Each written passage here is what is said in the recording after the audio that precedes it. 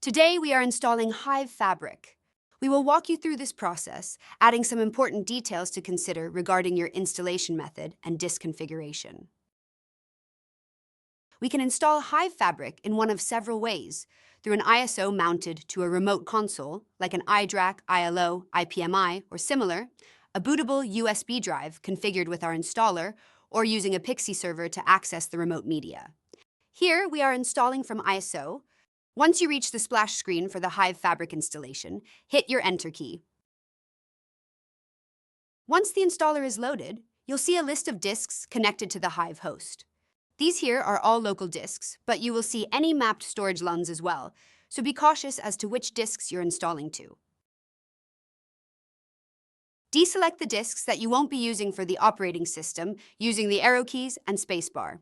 These may be used later in the Hive Fabric configuration for capacity or caching drives, or as disks for hyperconverged storage.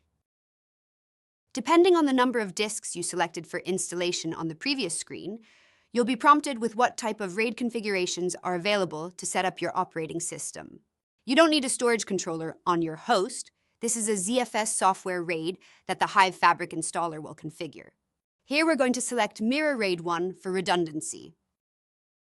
The Clear All Disks option is typically used when installing over an already used disk or disks. In that case, you would want to select Yes. However, since these disks are new, we will select No. The installation time of Hive Fabric can vary depending on what method of installation you are using, how fast the USB drive is, or network speed if you're transferring the media across a network. We have now completed the installation and will remove any media after pressing the Enter key to reboot the Hive Fabric host. To continue on with our guidance, reference our KB article, Hive Fabric Console, First Boot Wizard.